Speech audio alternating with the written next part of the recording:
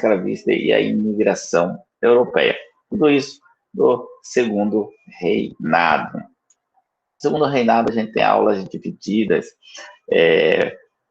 entendendo primeiro aspectos políticos, depois aspectos econômicos, e agora aqui nós vamos ver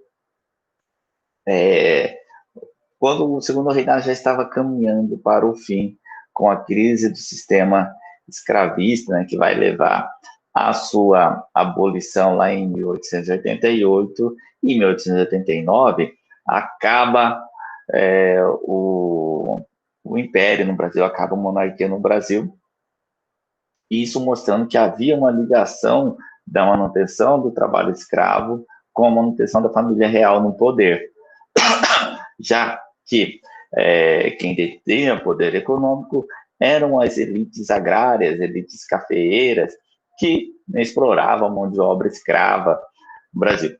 E quando depois que a abolição da escravidão, e até mesmo um pouco antes, né, já vai havendo essa migração aí do trabalho escravo para o trabalho da mão de obra do imigrante europeu. Imigrante esse europeu que vai sofrer, não vai sofrer pouco aqui, né, vai sofrer muito aqui no Brasil, né, também, passando por condições degradantes de trabalho. E eles vêm exatamente aí para substituir a mão de obra do escravo, e também numa tentativa aí da elite brasileira de tentar embranquecer a população brasileira, né? Tem aquelas ideias de que o Brasil se tornaria um país majoritariamente branco no futuro, né, trazendo esses imigrantes para cá. Só que não, né? No Brasil, o fim da escravidão foi um processo gradual, menos turbulento do que ocorreu, por exemplo, no Haiti e nos Estados Unidos no século XIX. Então, no Haiti, teve uma revolução dos escravos. Nos Estados Unidos, teve a Guerra da Secessão. Né? No Brasil, né, para variar, não houve um movimento muito grande, não houve turbulência, um confronto para ver essa mudança. Foi mais um acordo, né, vai empurrando com a barriga, do que uma transformação em si. Isso não quer dizer que não houve movimentos abolicionistas, né? Nós vamos ter um movimento abolicionista de intelectuais. O exército, depois da guerra do Paraguai, vai voltar abolicionista, como a gente viu na aula sobre a guerra do Paraguai. Muitos escravos foram para a guerra e receberam sua alforria. Então, aí, os militares, né, começam a olhar esses irmãos de farda pretos de uma outra forma e passam a não mais perseguir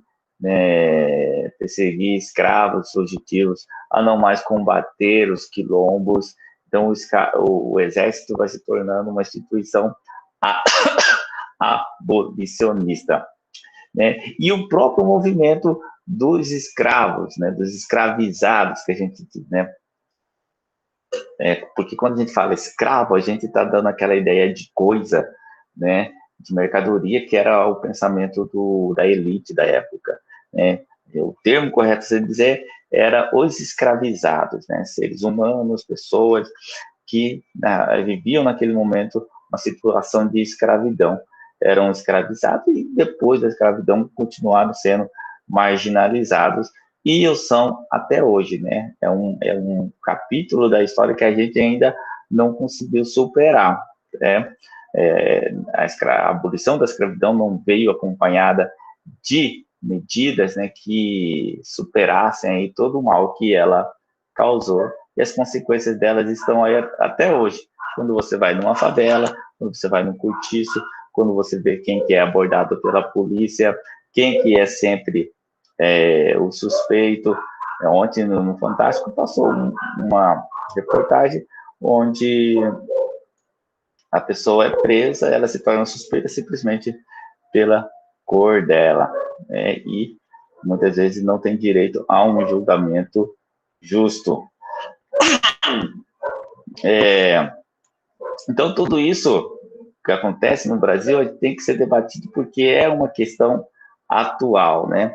A abolição da escravidão, ela não acontece, né, por vontade da elite, né? Mas sim uma situação gradativa, né? A elite brasileira, ela vai lá aos poucos abolindo a escravidão, né? Primeiro vai ter a lei Bill Arbery, lá dos ingleses, onde eles, né, se colocavam no direito de capturar os navios negreiros, né, que vai diminuir aí o tráfico negreiro intercontinental, né, mas aí o tráfico negreiro vai continuar aqui no Brasil, e inclusive o preço, né, do escravo, né, nesse ponto de vista de mercadoria, vai aumentar, né, porque vai diminuir a oferta, vai haver esse mercado interno. Aí, aos poucos, né, vai vir a lei do ventre livre, depois a lei do sexagenário, e algumas leis que não foram tão famosas, algumas leis que proibiam o açoite, né, uma série de leis gradativas, né, ou seja, gradativamente vai se diminuindo a escravidão, até chegar no seu auge lá em 1888, quando a princesa Isabel, que era regente na época, assina a Lei Áurea. O que ela fez para acabar com a escravidão? Só assinou a lei, né? O movimento foi dos escravizados, dos abolicionistas, do exército, que pressionaram a princesa Isabel, né, a assinar. E aí, quando ela assinou, já não tinha mais nada a se fazer. O Brasil era o último país livre do mundo que ainda tinha trabalho escravo institucionalizado. Depois o trabalho escravo continua acontecendo e acontece até hoje. Porém, né, no Brasil era institucionalizado. A escravidão era uma instituição aí do império que perdurou o império todo, né? Em muitos países, né, com a independência acaba a escravidão. No Brasil, a independência e a monarquia, né, para aqueles que acham que a monarquia é um regime legal, bacana, né, veio acompanhado aí, né, de pouca transformação. Então vamos lá, a Lei Eusébio de Queiroz aboliu definitivamente o tráfico de africanos escravizados para o Brasil.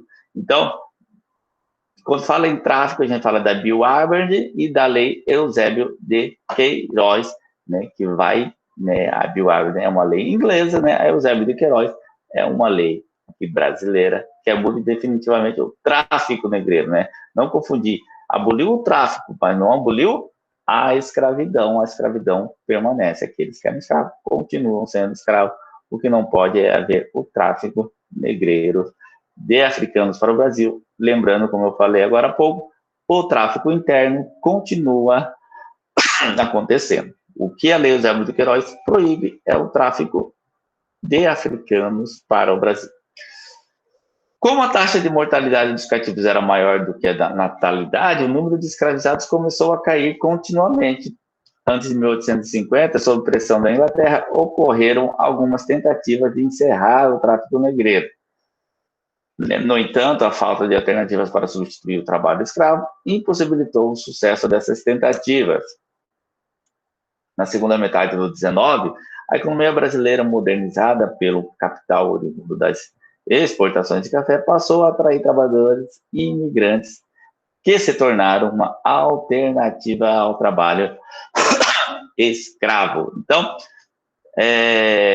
com a abolição da escravidão, com o final do tráfico negreiro, diminui-se essa oferta de escravizado. O valor do escravo, que já era alto, começa a ficar ainda mais alto, né? E aí já no século XIX, né, beirando o fim aí da escravidão, né, começa a haver essa alternativa do imigrante europeu. Lembrando que na Europa eles estavam tendo problemas demográficos, né, faltava emprego, faltava trabalho, e muitas famílias, então, viam como alternativa, né, vir para o novo mundo, né, o novo continente.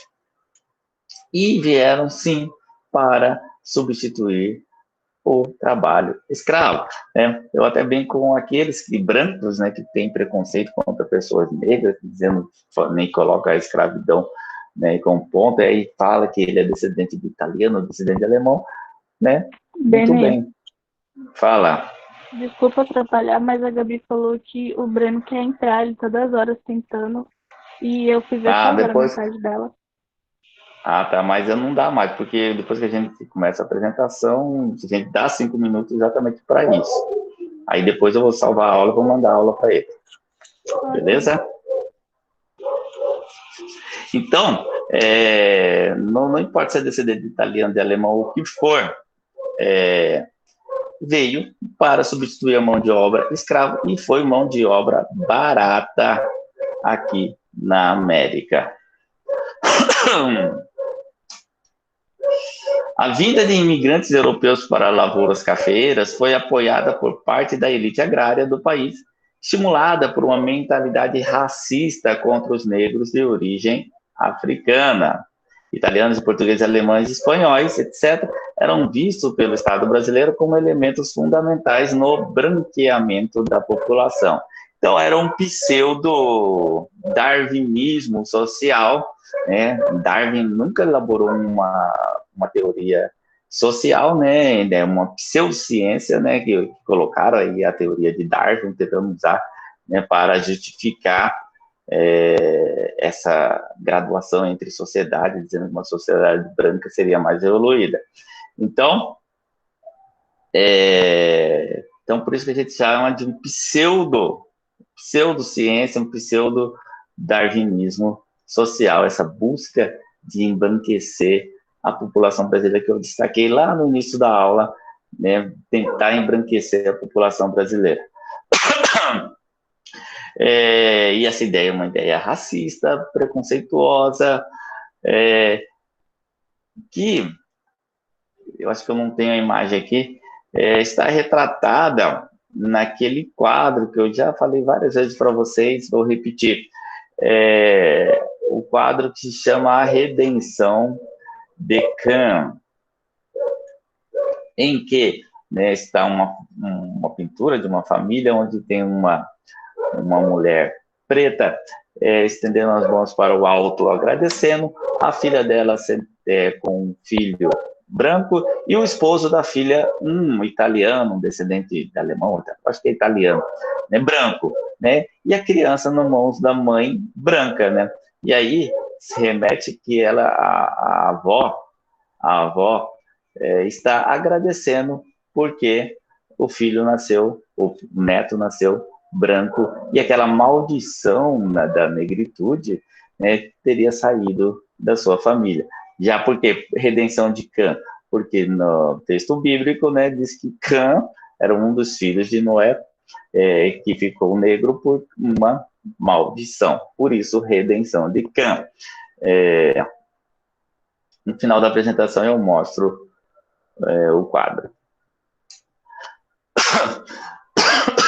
O sistema de parceria foi o primeiro modelo de recrutamento de mão de obra de imigrantes no Brasil. Nele, o fazendeiro arcava com os custos da viagem, alimentação e moradia dos trabalhadores.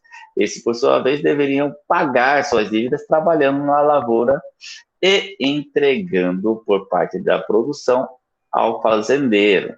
Né? Praticamente aí, né, um sistema feudal, né, que estava tentando se estabelecer com esses imigrantes que vinham para cá.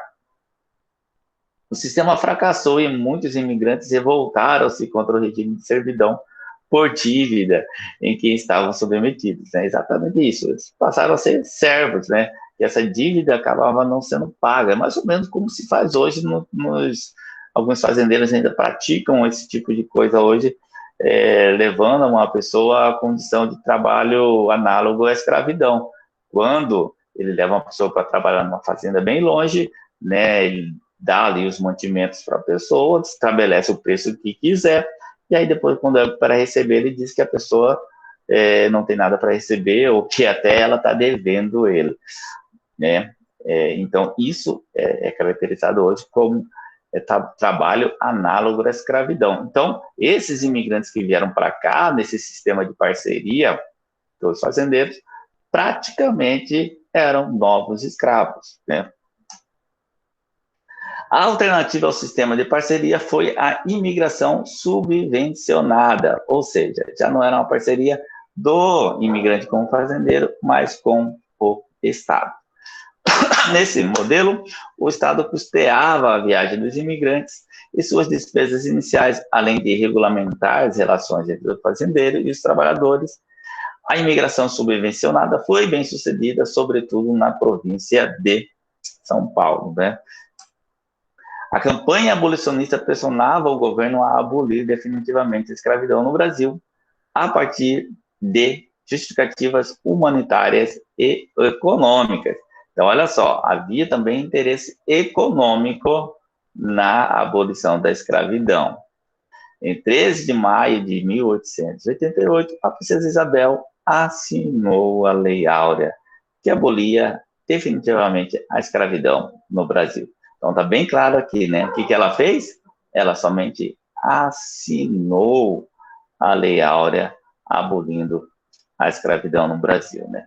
Quem conquistou a liberdade foram os abolicionistas, foram o exército, foram os escravizados, que sim, não aceitavam a condição de escravidão, muitos se revoltavam, muitos fugiam, né, criavam seus quilombos, né, inclusive por isso que a gente tem, não se comemora esse 13 de maio aqui. O dia que se comemora é o dia de Zumbi dos Palmares, né, que foi realmente um herói que lutou contra a escravidão no Brasil, não a princesa Isabel. E essa data aqui nem é lembrada com muita festividade, exatamente por o que eu falei para vocês, né? Depois da abolição, praticamente não melhorou nada a vida dos escravizados, já que a abolição não veio acompanhada de medidas, né, que amparassem esses escravos, né, por tudo que eles sofreram.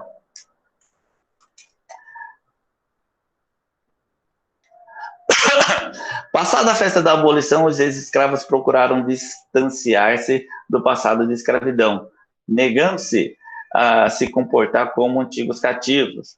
Em diversos engenhos do Nordeste, negaram-se a receber ração diária e a trabalhar sem remuneração.